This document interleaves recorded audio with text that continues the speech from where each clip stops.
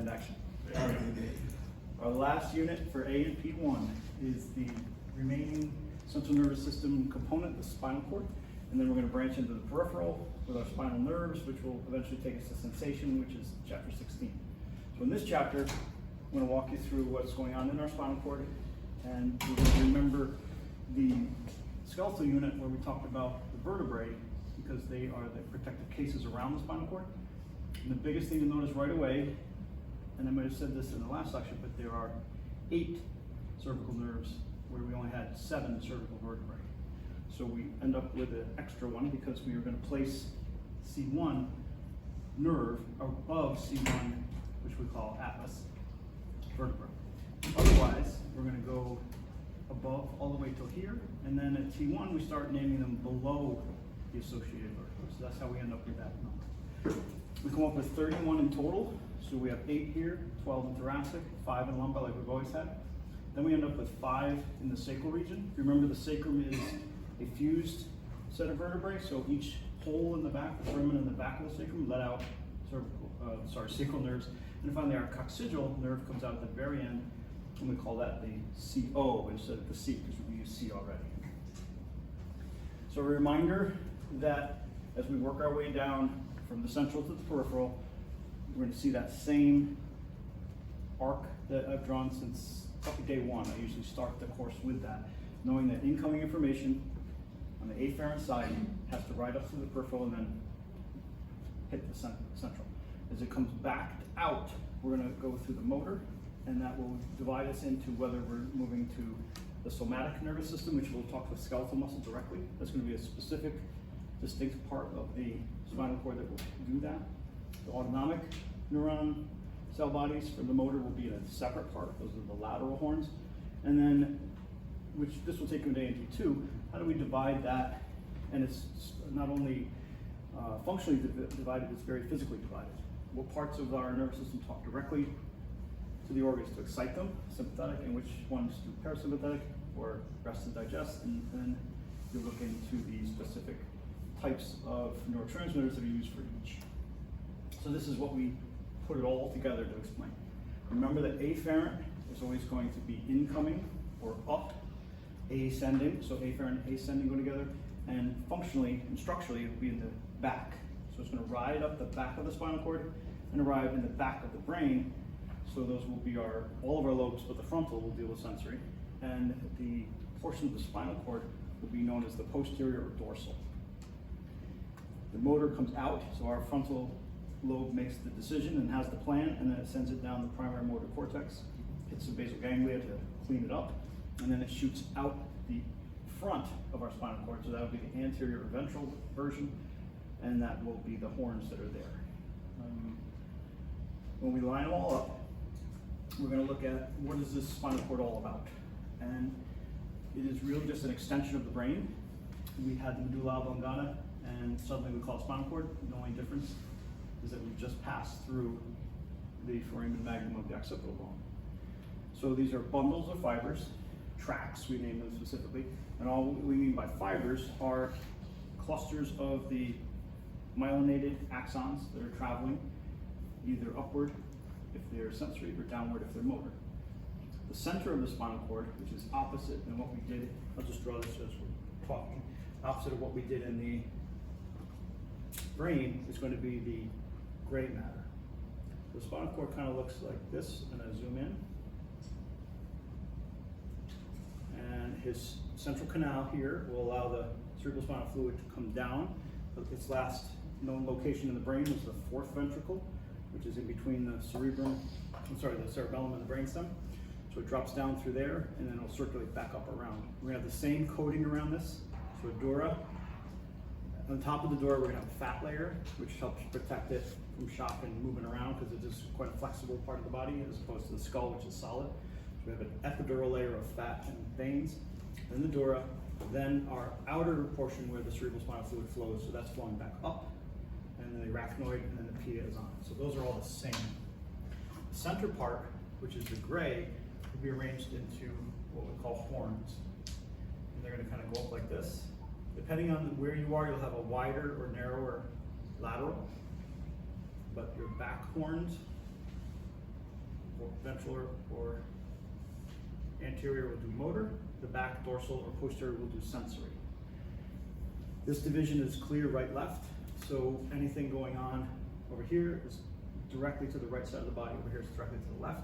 The decussation or crossing happens way up here, so when it rises up, it will jump and go to the opposite hemisphere to report to the brain what I felt. So from here we can add in what we remember so far from the motor and sensory system. The motor cell bodies that are going to be talking directly to the muscles of the skeletal muscle family are going to be coming out of this horn here. So I'll just do this side to start. They're going to come on out and form what we call a rootlet, which is motor only. That will turn into a fiber, which is going to join up with, they're all going this way, they're motor, and join up with information going to the back. So this group of fibers will continue out to the body and find a way to skeletal muscles as a effector. Because if you go back to our original arc diagram, any motor neuron will eventually talk to a skeletal muscle. If it's somatic, or a smooth muscle, cardiac muscle, or gland, if they're autonomic. The autonomics are going to hang out over here in the lateral area. So they're going to come out the same path. They're going to branch in a different direction when they get out here. So I'll just put an arrow up there. Well, I'm going to go down because I'm going to make room for sensory. You guys go down. You're going to go over here and form your own little nerve. So the effectors here are smooth, cardiac, and glands. So these are the lateral horn autonomic effector. These are somatic. So far we see all of our anterior or ventral leaving structures are going to the motor system, which is how we're going to remember that. On the incoming side, we have, and this is the last part of our unit, chapter 16, we'll talk about the sensory receptors. So out here we've got receptors aplenty. They're going to send their messages back. They're going to join the same nerve, and then they're going to split right here and take a ride up to their destination. Now before we get there, you're going to notice this is very skinny because we don't have to have cell bodies there. What we've done with our cell bodies on this side is that separate, where we looked at different styles of neurons. These are the ones that are going to make their cell body happen right out here. And when we cluster, we call this a ganglion. So we're going to form a ganglion here, and then we'll finish with just wires coming in. So this ganglion or swollen area here is called the dorsal root ganglion, or DRG, is his nickname. But I've also seen it the posterior root ganglion. So whatever, dorsal or posterior, interchangeable in this case, but that's your cluster of cell bodies for these. So their arrangement is, I receive a stimulus. So over here I'm just going to write stimulus, which this ending is known as a receptor. And if we go back to our very original drawing, we go up from receptor to stimulus to afferent, to central nervous system, and then we come out motor to an effector. So it's all here, just dip it sideways for you. At this phase, we're going to wrap it all in tubes. Now, this thing's called a nerve. We're going to wrap this thing in a separate tube, and use another nerve. This is the autonomic nerve, those are the somatic nerves. The autonomic nerves are going to take a ride down the center of our body, where these guys are going to spread to the limbs and the skin and everything else. So depending on what section of the spinal cord you're looking at, you'll see a different look of the cross-section of the spinal cord. Up here, it's going to be as thick as it gets, because everything's rising up and coming down, so you have a really thick spinal cord up in the cervical region compared to what's happening down here. The opposite is true with our vertebrae. Remember, our vertebrae down here are super thick because they have to bear weight, but up here they're tiny thin because we need the mobility. So these are fragile, and the content inside is very precious. So we have to be super careful with neck injuries because that's where we have the most likelihood of breaking the spine and therefore getting some paralysis if we ruin this setup. So in the back, you actually notice there's 4 little lumps or columns. All of these are bringing information to the brain from leg, arm, and leg. And we'll name those when we get deeper. I think you'll name them in lab for sure. But they call them the gracilis and cuneate, and they're traveling up to bring information to the brain. So the white matter are all columns. So I don't really know how to draw it 3D coming at you. These are all rising to the brain, up, just right up. Where the front are coming down from the brain. And the sides are a mix.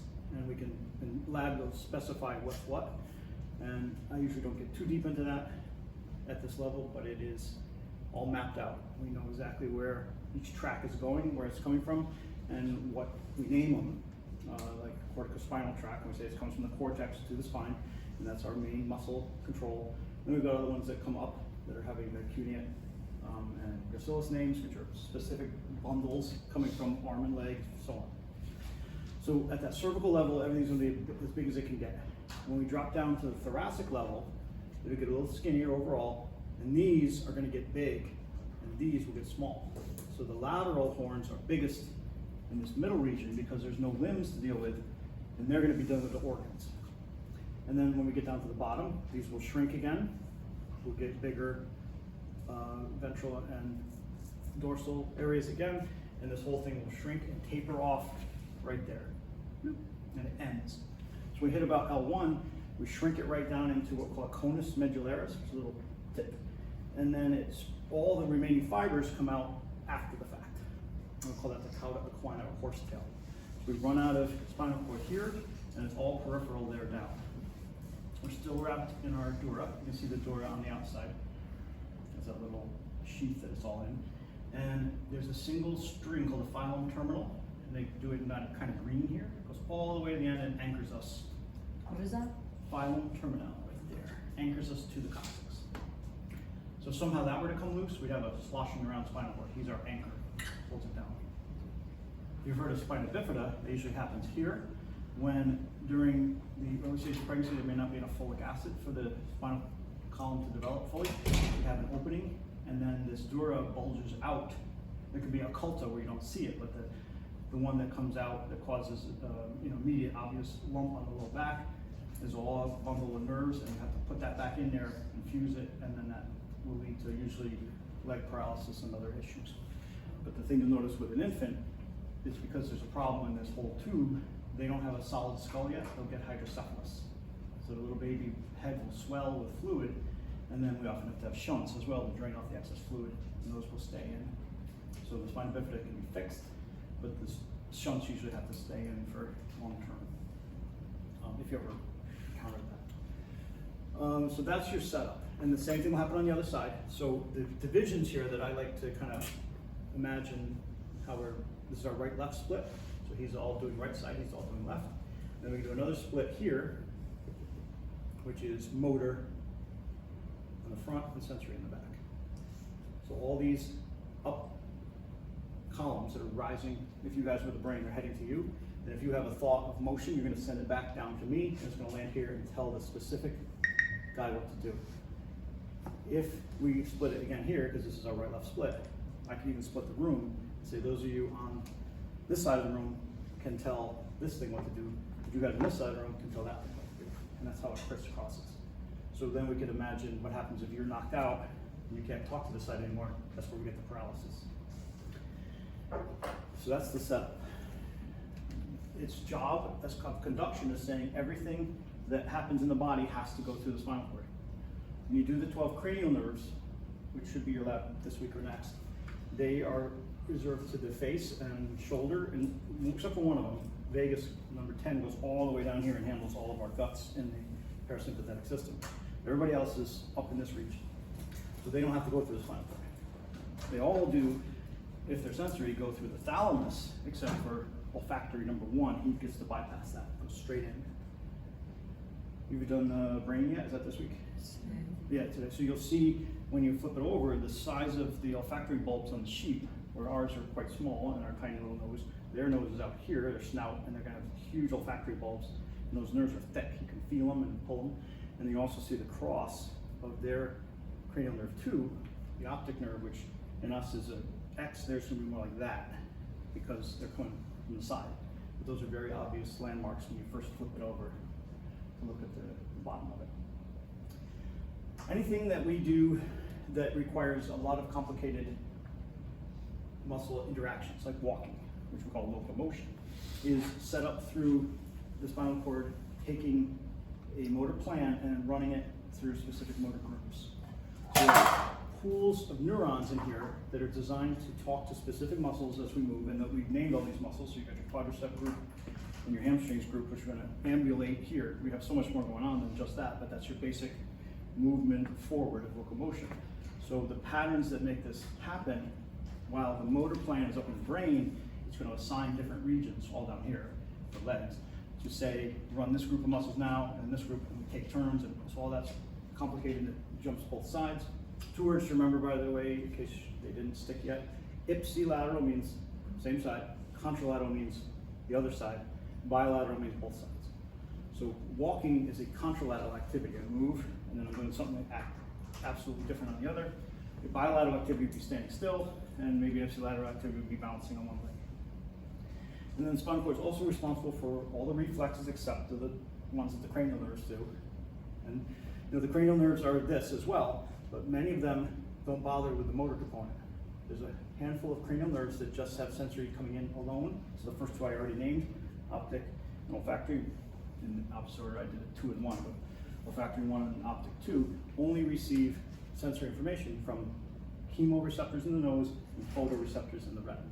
We'll name those before we're done. So a reflex is a pre-programmed involuntary activity that says we were born with this setup that if something happens out here, I have a warning signal to make something happen over here to remove that. And I'll just finish the drawing here. So if I'm coming in with my axon endings on all of these guys around the body, they don't get to talk directly to them. So if we go back a unit and we say, remember we had sensory neurons, motor neurons, and then interneurons. So the interneuron is going to take the message to the end. That's the middle part. So back in this analogy, he's the central nervous system. It's the bridge between incoming and outgoing. This is where decisions are made. So there's no thinking in the spinal cord, but what happens here is I have that threshold still. So if I get a sub-threshold stimulus with more inhibitory than excitatory, I won't do anything.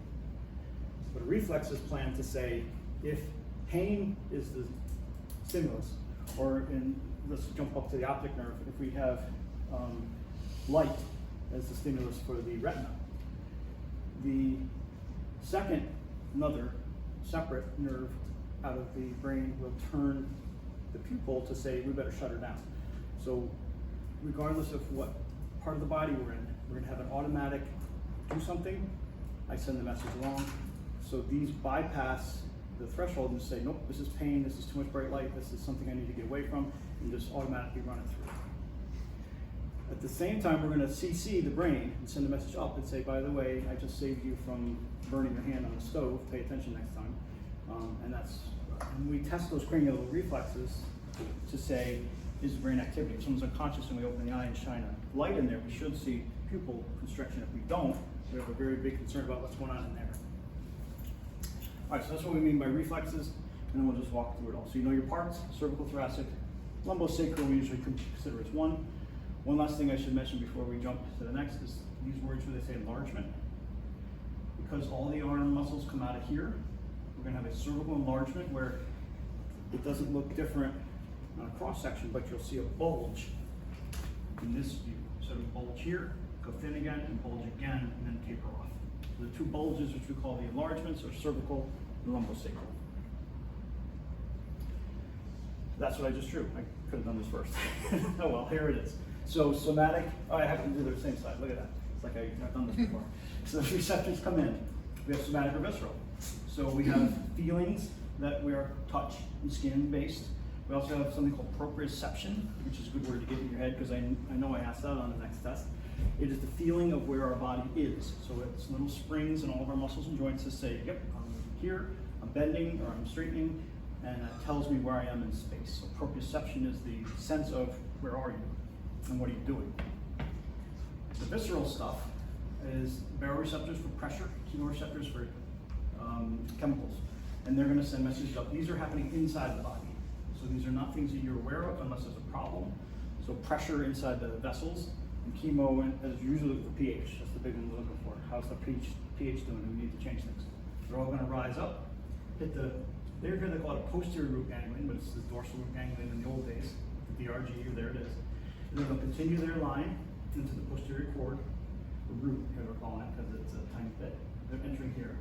Interneurons are shown here and here, and they're going to land specifically on whether they're somatic or visceral. On the way out, we're going to take, and here he goes off to his journey in another direction. He's going to go this way. Those are all autonomic versus our somatic. And again, just listing them. This is always consistent. Autonomic will always be cardiac muscle, smooth muscle glands. And sometimes we'll throw organs in there because organs can act as a gland. And somatic are always only skeletal muscle. So we call it posterior anterior. The horns we also call posterior anterior. You can also call them dorsal or ventral. The things that line up toward you are known as, there's all these around here are called funiculi. So a funiculus is one of them rising. So you have your cuneate and your gracilis in the back. We have other names around the side, which will be in lab we'll deal with, and then anterior coming down. And then this little bridge between them is called the great commissure. So commissure is a great word to remember because I know that's on the next test. I just gave it last night. Commissure means a little bridge. So the great commissure here is this. The commissure fibers or commissural fibers in our brain, and you'll see these when you spread your little sheep brain open today, and you're going to take a slice through them, corpus callosum. So commissure is bridge, corpus callosum, or in here it's called the gray commissure. Because remember, we flip gray to white when we hit spinal cord. When we have these receptors coming in, we can line up very accurately which nerve talks to which part of the body. So we create something called a dermatome, which is very helpful in assessing pain, assessing paralysis, or the function of a, say, an epidural. How high do we want that medicine to go as it creeps up? And it's just, not a thing you have to memorize, but it's just a cool map of how the body is arranged and which nerves are responsible for what. This is just the sensory component. We could also lay out the motor innervation of the skeletal muscles. It'll look a little different, but it's fairly consistent. So things to notice right away, and dermatome just means slice of skin. Tome in anatomy means to cut, and derma is skin, so it's just slices. It looks kind of like tribal tattoos on the limbs, and in the middle it's just stripes. And the stripes go right along with the nerves that are associated with them. And once again, just remember there's an 8 in here that you don't have in the vertebrae. So the trigeminal nerve, cranial nerve 5, handles your face. The trigeminal means 3 parts. So he is going to do this to your face, 1, 2, 3, on both sides. So the face is separate. So even if you damage your spinal cord as high up as you can go, you'll still be able to feel your face, unless you're the weekend. Sorry. And then in the back, C2, C3, in the back of your head. So imagine being able to feel your face, but not the back of your head, or not be able to feel anything from here down, for example. C3 wraps around the neck, C4 here, C5 is across. Then from there, we're going to send most of the rest of the C's in the back or down the arm. And in the hand, we can actually go C6, C7, C8 to determine what's happening here. There are 3 specific nerves that go with that. The nerves are a little more complicated because they mix the cervical parts out of the brachial plexus.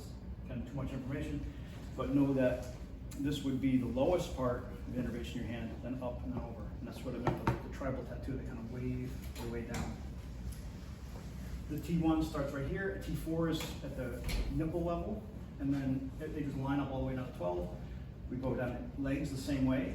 The sacrum's all in the back except for the front part right there, and then they make a little bullseye.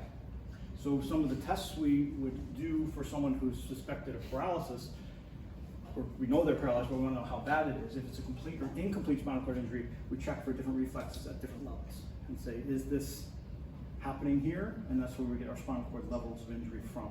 Is the reflex absent or present? And the idea that reflexes still work after an injury is kind of fascinating, because if I damage my brain up here, well, everything below will be affected. But if I damage my spinal cord somewhere in the middle, neck or here or a little back, everything above it will act like it always did, but everything below it won't be able to talk to the brain, but will still do its own reflexes. So it will still have the ability to do the things that it does, but it will react reflexively instead of consciously. So it just separates us into two bodies. So what is a reflex? I've been naming them a few times. These are characteristics of them. They're rapid, they're pre-programmed, they're involuntary. And the response will be either muscle or gland, so muscle here or smooth muscle or gland down here, to a specific stimulus. And they're set from birth, and these are our gift as we're born into the world with very little function of it at all. They begin a process of us learning how to move our body. The initial ones are designed to protect us and find food, and then from there we move into how do we walk and how do we ambulate with what we preserve as a knee-jerk reflex or any kind of stretch reflex. This says if my leg suddenly stretches, I'll straighten it, and that helps keep me from falling when I first learned to walk, and it stays with us. But other ones go away. They're still in there, but they get overridden by the brain, which says, hey, I don't want to work this jerky motion anymore, I want to do smooth, coordinated motion. Coma and brain injury will reintroduce them, they'll show up again.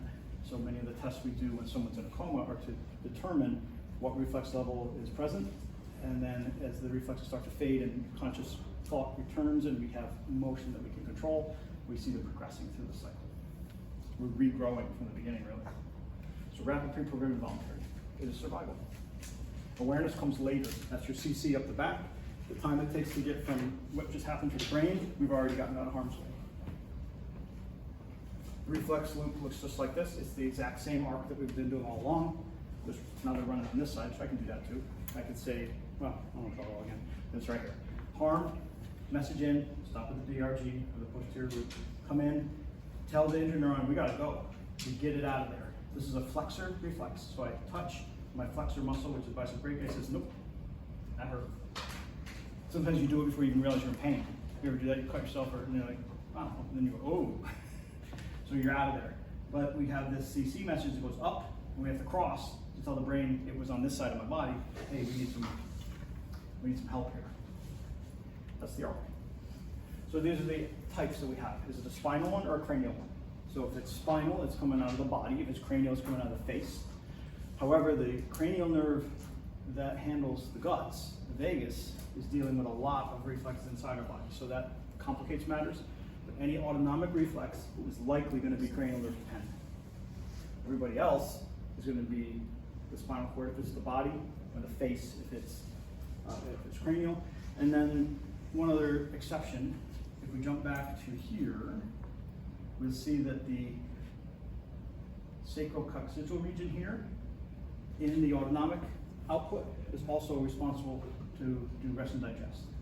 So any reflexes down here are handled through the spinal cord, where any gut reflexes up here are handled through the vagus nerve. So when you get there, that is why they call the parasympathetic system the cranial sacral system, which leaves us with thoracolumbar, which is the sympathetic system.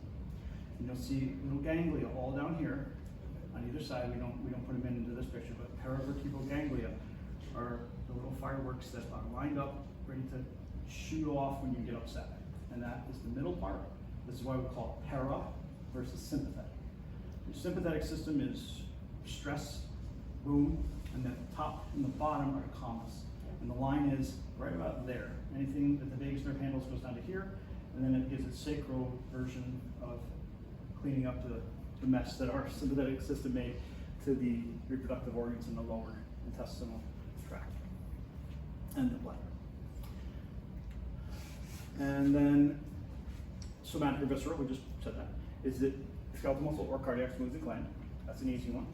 Mono or polysynaptic? Do they go directly to motor neurons, or do they have somebody in between, and the guy in between is the interneuron? So there are occasional ones that we go directly to and we skip the interneuron. And those are up in higher functional areas. Ipsi versus contra, so these was already as well. Ipsilateral means same side. So I stepped on something, I removed my foot. However, that is also a contralateral reflex because I have to straighten this right leg or I fall over. So this is the stepping on something and lifting your leg is a much more complicated reflex because if I touch something and pull my hand away, I'm all set. That's just ipsilateral. Sometimes it's contralateral if I go, ah. But that's overreactive. And then we do test reflex that way. Are they brisk and that they happen more than we expect, that can be a sign of brain damage as well, or they muted and they're not happening. That's a worrisome factor as well. But either way, if I step on something and have to lift, but then my other side of my body does a extension and contracts the muscles to not fall, that's an example of a whole body reflex. So is it the same side or the opposite? And then innate or acquired. Are you born with them, or do they show up as you start moving around? As you start moving around, we pick up more reflexes to help us with the things we need to do to move around. And we don't get into that in this course, that's a developmental course. So here's all the stuff going on. You see a poly on the right, which is what we've been talking about, or a mono on the left, where we're doing a direct communication, which is a stretch reflex. These stay in our body throughout our life, because, and there's the little hammer that you're testing it for, because our muscles need to know, are they going to be supporting us or not? So you see this little twisty thing in here, that's a stretch receptor, and that is part of the proprioceptive system that says, I know without thinking what my body is doing at any given time. Are my muscles contracting? How much force are they using? And proprioception is also the ability to know if I pick up something like this, how heavy is it? If it was full of water or empty, I would have a different contraction lift here. If I squeeze something, how much pressure do I use? And all that is part of that practice built in, and the cerebellum's always checking it. Nope, that was too hard, that was too soft, giving you all that feedback. But an immediate reflex like this says, the moment I make that muscle stretch, I'm going to respond by tightening it. So it appears to you, if you have a resting leg over a doctor's table and you hit it and it kicks, that's what it looks like. But in the body, it means if I'm tipping, I straighten.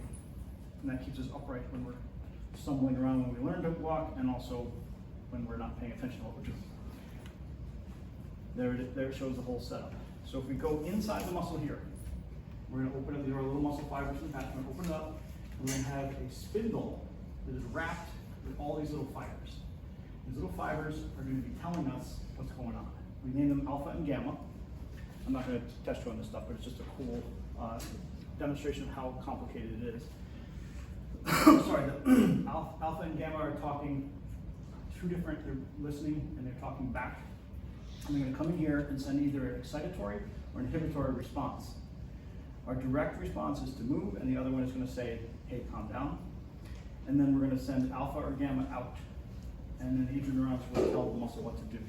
So we have these in all of our muscles. The only one we test is here. But you've got them in the biceps, triceps, throughout. And it will help the muscle regulate and build that balance between the agonist and the antagonist. So this constant communication and how they work is an example of a reflex. And stretch reflex is one of the more powerful ones that says, if I pull in this too far, I'll pull it back. Tendon reflex, similar idea.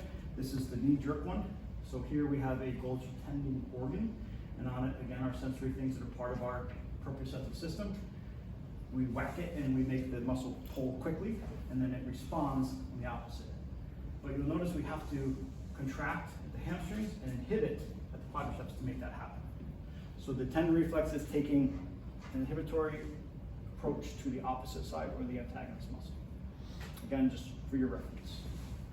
This is the one I was demonstrating when I step on something and I balance. So this is a crossed extensor. So I withdraw on the same side, but I send it over here to say, by the way, you better straighten up or I'm going to fall on my butt. So it's just using the whole spinal cord. And again, the brain doesn't hear about it until after the fact. It comes up later. So the spinal cord handles all this stuff. So another interesting component, and this is one of the first questions you'll be asked as a nurse with a young man, who's usually the ones who get spinal cord injuries. They want to know what's going to go on. They can't feel anything below their waist. They have a lot of questions. You know what the first one is. But we will say, yeah, those reflexes, they'll still work. Your parts will still work. You won't feel it. But you'll have sensations that will come to your brain when you need to use the bathroom or when you need to urinate. And we're going to learn what those are and help you time your functions around that. Those aren't the first questions they ask, but you know about that.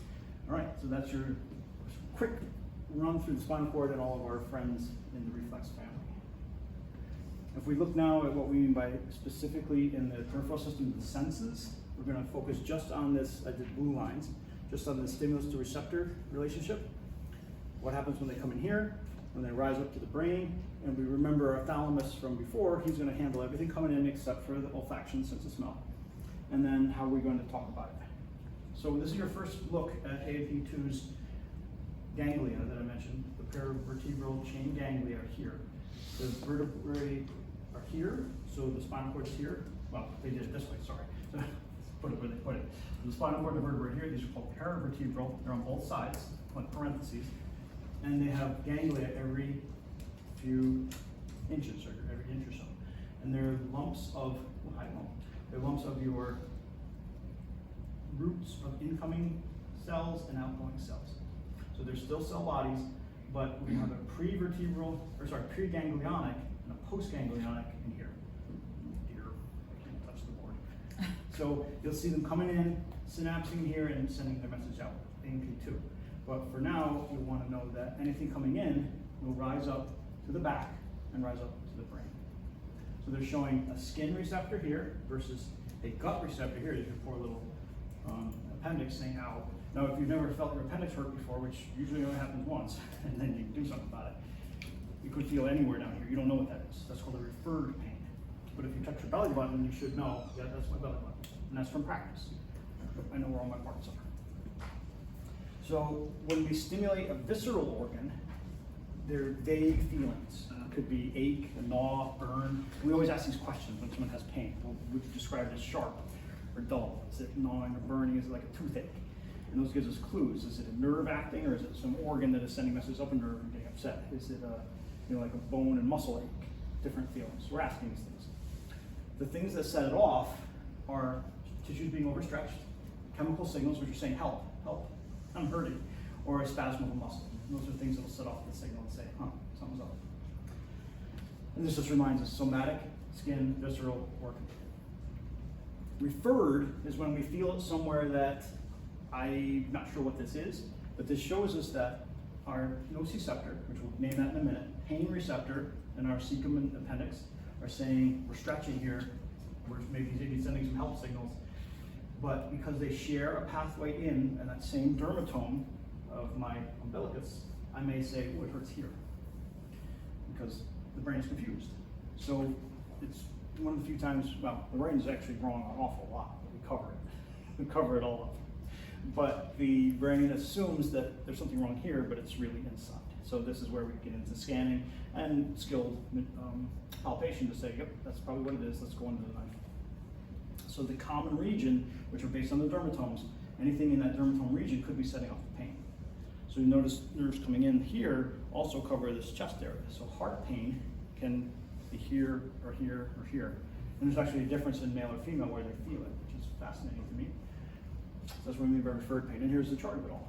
So this is something that could be handy, especially if you're in an ER or in a doctor's office. You say, where does it hurt? These are areas that are known to be related to specific areas. Again, I'm not a chart I'd show you, just for your future, you have it on a clipboard.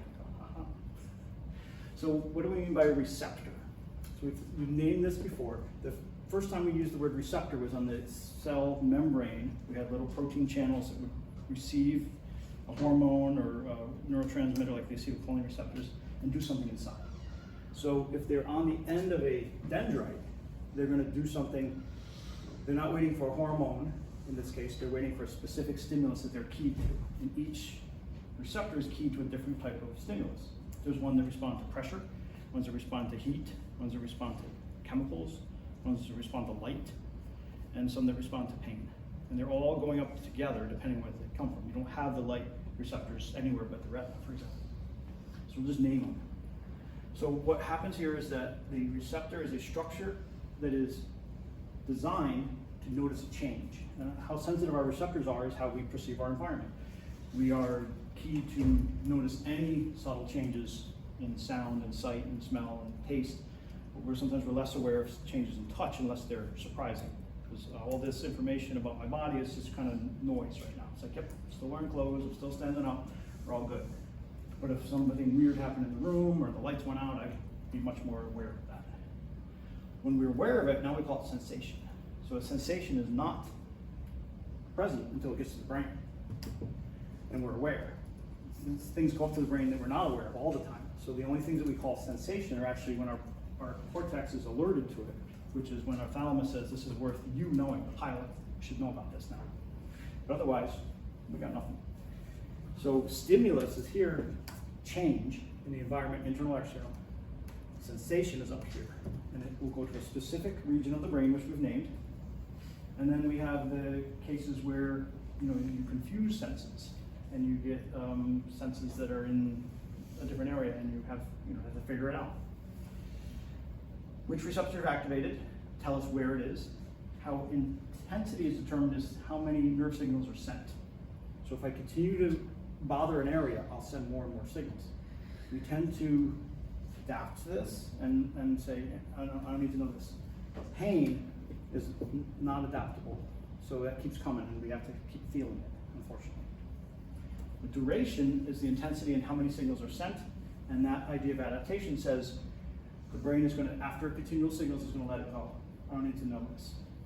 Thank you for letting me know that I'm wearing my clothes, but I'm okay with that. I want to be alerted if I didn't wear my clothes, but otherwise it's good to know. But there are children that I work with who they just can't take it. Clothes are just cold. So we have to change textures. We'll go from wool to soft cotton. We'll warm the clothes up first. We'll rub the body down first, and then they'll learn to adapt to it. That's fussy babies, and what do we do with them? We swaddle them and wrap them, and hug them and roll them. So when the kid gets a little bigger, it's like we still have to do it. But if we teach them, here's how you deal with your sensory conditions. Adaptation, as I said, we can train it for things like that, but the one that does not work well with adaptation are pain. Pain receptors, which are specific receptors. So I've got in the skin and every part of my body that I want to sense, I've got many different types of touch receptors, and I always have pain receptors too. So the touch receptors are telling me what's up, but if a pain receptor is triggered, it sends above everybody else. He takes priority, and he doesn't go away.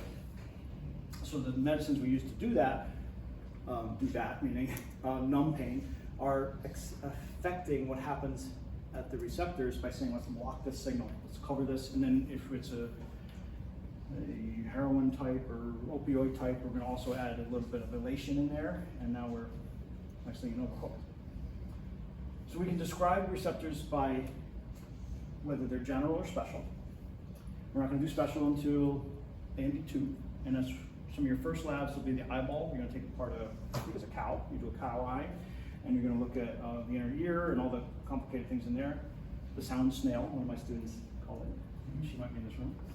But it was a vestibulocochlear apparatus inside our inner ear, which is a fascinating little structure, but it tells us where our head is and what sound waves, and that's all just mechanical. Well, that's mechanical senses.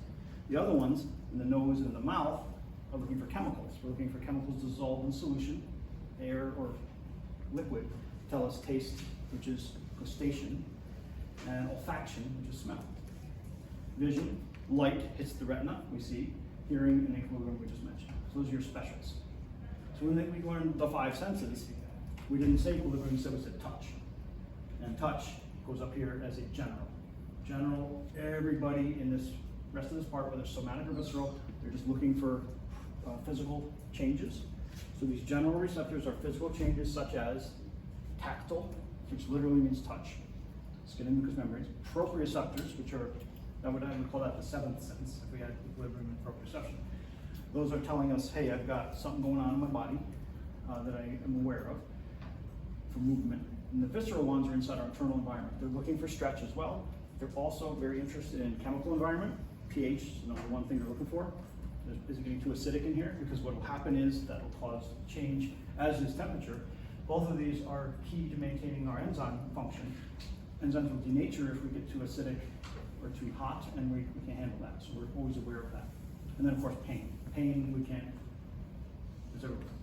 Even the eye receptor, for example, of light, if you shine too much light in there, it'll register as pain. A lot of the things we eat that we get different flavors from, sometimes we add heat to that and we actually put pain in there on purpose because that'll give us a little endorphin rush when I eat that super spicy food. It's like, ooh, that was a new sensation.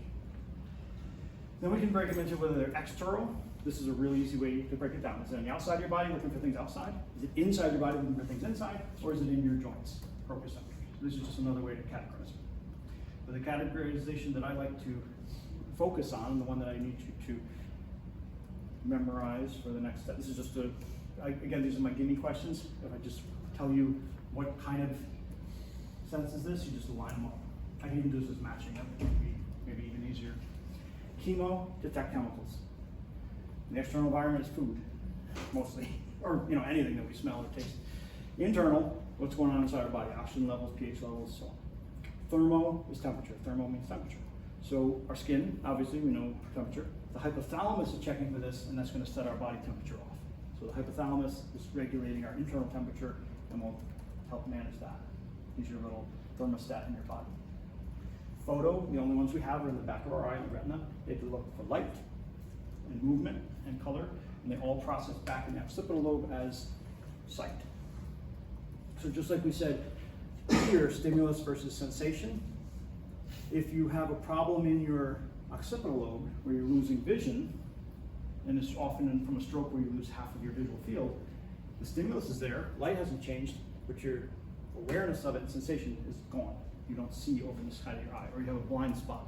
You have, or changes in the eye itself. You have macular degeneration where you lose the center of your vision. You have holes in your vision as you look around, or glaucoma where you lose the outer portions. So that's what I mean. The stimulus doesn't change, but your sensation of it does because you're not able to receive it. Mechano, or anything that distorts or changes the cell membrane. So anything that stretches, vibrates, touches, pressure. There's many little names of these in your skin, and they often have people's names with them, like Puccini and Meisner, and there's just some cool little names in there, if they still use them. Sometimes they fades the names out. Baro, for pressure, like a barometer. Proprio, as we already mentioned, tactiles, touch, and other specialized receptors in the inner ear. Those guys are little hairs that they have a jelly on them, or liquid. The jelly has stones in them, so when I tip my head, the otoliths or ear stones tip my jelly, and I tip my ear, and I'm like, I'm tipping. As opposed to these that are little hula hoops that have water sloshing, and then when the water sloshes and continues to slosh, we tip it and say, yep, I'm spinning. So those are what we mean by the specialized mechanoreceptors in your ear, but it's still just detecting distortion. And then noci means pain. So anything that's painful is triggered as a nociceptor. We've got them on somatic, and we've got them on visceral.